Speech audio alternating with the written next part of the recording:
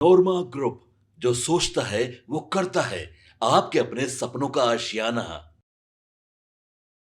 नमस्कार, मैं विकास सिंह राजपूत। इस वक्त की बड़ी खबर अभ्यर्थियों से जुड़ी हुई आ रही है, जहां एक तरफ बीपीएससी विभाग है तो दूसरी तरफ 17वीं बीपीएससी के अभ्यर्थी हैं और दोनों के बीच में जोरदार बवाल जो है वो देखने को मिल रही है। लेकिन इस वक्त की बड़ी खबर, बड़ी जानकारी हम आपको दे रहे हैं कि बीपीएससी आयोग ने अब फैसला ले लिया है और एग्जाम को रद्द कर दिया है। जी हाँ, जो एग्जाम हुए थे उस एग्जाम को रद्द किया गया है और नई तारीख जो है वो भी दे दी गई है कि अब उनका एग्जाम जो है वो कौन सी तारीख को होने वाली है। लेकिन पटना में बवाल ही बवाल देखने को मिल रहा है। एक तरफ अभ्यर्थी अपने भविष्य को लेकर चिंता कर रहे हैं तो दूसरी तरफ बीपीएससी जो है उन्होंने अब अभ्यर्थियों की एक भी चलने नहीं देगी, ये ठान कर बैठी हुई है। एक तरफ अभ्यर्थी लगातार गर्दनी बाग में धरना प्रदर्शन कर रहे हैं अपनी मांगों को लेकर, तो दूसरी तरफ बीपीएससी अभ्यर्थियों को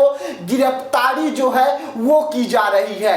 एक तरफ अभ्यर्थी अपनी मांगों को लेकर सरकार के सामने जा रहे हैं तो दूसरी तरफ पुलिस जो है वो अभ्यर्थियों की पहचान कर रही है कि कौन कौन अभ्यर्थी बवाल किए थे और उसमें गिरफ्तारी भी हो रही है। लगातार गिरफ्तारी होने का जो सिलसिला है वो जारी है और बीते दिनों ही एक अभ्यर्थी की गिरफ्तारी पटना में हुई थी। लेकिन इस वक्त की बड़ी खबर हम आपको बता रहे हैं कि बीपीएससी विभाग ने अब बड़ा फैसला लिया है और एग्जाम को रद्द किया है और नई तारीख की घोषणा भी कर दी गई है। उसके साथ साथ बीपीएससी ने साफ तौर पे ये बता दिया है कि अब जो एग्जाम होगी उसकी रिजल्ट कब आएगी, वो एग्जाम कब होगा, कहां पर होगा, एक एक विषय पर आज हम आपको जानकारी देंगे। लेकिन जिस तरीके से पटना में बीपीएससी अभ्यर्थियों ने बवाल किया था उसके बाद सरकार जो है वहां पर झुकी और जो बापू परिसर में एग्जाम लिया गया था उस एग्जाम को रद्द कर दिया गया है। यानी कि 12,000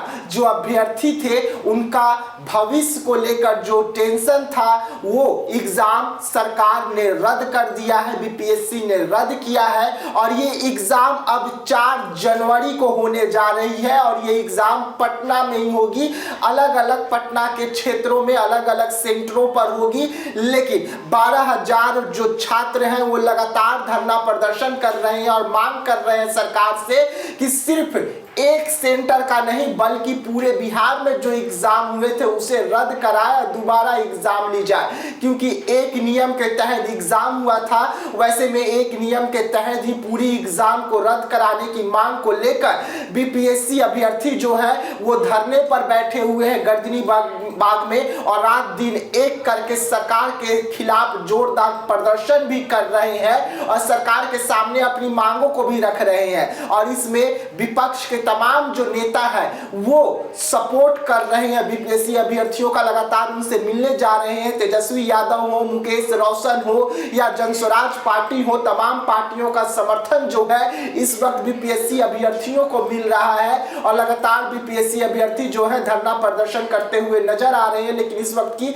बड़ी खबर हम आपको बता रहे हैं कि 17वीं बीपीएससी जो एग्जाम हुए थे बापू परिसर में उसे रद्द कर दिया गया है। यानी कि 12,000 अभ्यर्थियों का भविष्य के सवाल को देखते हुए ये एग्जाम रद्द किया गया है और ये एग्जाम अब 4 जनवरी को होने जा रही है और इसके लिए ई प्रवेश पत्र जो है वो एग्जाम से ठीक 4 दिन पहले अपलोड कर दी जाएगी। उनका सेंटर कहां पर होगा ये बता दी जाएगी। लेकिन साथ ही साथ हम आपको ये भी बता दें कि जो एग्जाम और सेंटरों में हुई थी वो एग्जाम का रिजल्ट और 4 जनवरी को जो एग्जाम होने वाली है उसका रिजल्ट एक ही दिन निकलेगा, ये भी बीपीएससी ने निर्णय ले लिया है। यानी कि अब बीपीएससी ये साफ तौर पे बता चुकी है कि जो अभ्यर्थी धरना प्रदर्शन कर रहे हैं, जो गर्दनी बाग में बैठे हुए हैं, उनका एक भी नहीं चलने वाली है और यहाँ पर एग्जाम की तिथि का घोषणा कर दिया गया है और ये 4 जनवरी को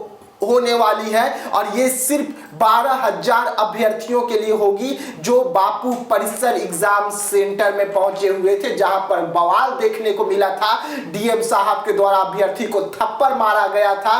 ये सब कुछ देखते हुए जब बीपीएससी ने पटना के डीएम को निर्देश दिया जांच का, तो जांच में पता चला कि गड़बड़ी हुई थी और इसी गड़बड़ी को देखते हुए ये एग्जाम जो है रद्द कर दिया गया है और सिर्फ 12,000 अभ्यर्थियों का एग्जाम रद्द हुआ है जो बापू परिसर सेंटर में थे और उनकी एग्जाम जो है 4 जनवरी को होने जा रही है। तो ऐसे तमाम खबरों के लिए आप रहिएगा हमारे साथ, दीजिएगा इजाजत, धन्यवाद। आपके सपनों को हमने सजाया है, ई होम्स पैनोरमा को हमने बनाया है। ई होम्स मेरा एक सपना था जिस पे मैं पिछले 4 साल से काम कर रहा था। हमने जो बनाया है वो सबने है माना। ई होम्स पैनोरमा में हो आपका भी आशियाना। और फाइनली हमने 2021 में इस प्रोजेक्ट को लॉन्च किया। बहुत लोग अप्रिशिएट कर रहे हैं कि पूर्णिया जैसे शहर में, बिहार के, एक तो बिहार की बात करें उसमें भी पूर्णिया जैसे छोटे जगह में इस तरह का लाइफस्टाइल देना, ये सुन के हम लोगों को बहुत अच्छा लगता है। ई होम्स में हमने कुछ और भी किया है, जैसे हम जिस जगह में रह रहे हैं हमारे फैमिली सिक्योर हो, उनको सिक्योरिटी का ध्यान में रखा है। आपकी सुविधा और सुरक्षा आपके लिए खास है, ये आपका विश्वास है। इसमें आर्टिफिशियल इंटेलिजेंस का 7 लेयर सिक्योरिटी का हमने इस्तेमाल किया है। लस ग्रीन कैंपस को बनाया है। यदि हमारा बाउंड्री वाल है तो वो वर्टिकल गार्डन है। ये जितनी भी फैसिलिटी होता है एक इंटरनेशनल टाउनशिप में ई होम्स है, ये हम लोग विश्वास नहीं कर पा रहे हैं। जो भी हमारे मित्र दोस्त या जो भी हमारे बाहर के बाहर आते हैं तो हम लोगों को बहुत अच्छा सुनने को मिलता है और बहुत अच्छा क्रेडिट मिल रहा है। वो सारा हमने सिर्फ एक बिल्डिंग नहीं बनाया, हमने एक बहुत अच्छा लाइफस्टाइल दिया ई होम्स में और मेरा एक सपना था जिसको मैं आज फुलफिल होते हुए देख पा रहा हूँ। ये आपका आवास है। ई होम्स पैनोरमा में अब आपका निवास है।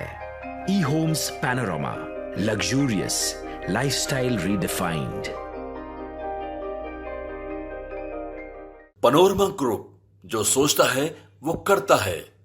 अगर ये वीडियो पसंद आई और वह बिहार के राजनीति और बिहारियत से सरोकार रखेनी तो सब्सक्राइब बटन दबा के चैनल के सब्सक्राइब कर ली। ओजे एगो घंटी बा, ओकरा बटन दबा देला से कुल सटीक और मारक खबर रुआ मुफ्त में मिल जाई। अगर रुआ पत्रकारिता के हमनी के नया प्रयोग में सहयोग कर चाहतानी तो ज्वाइन बटन दबा दी।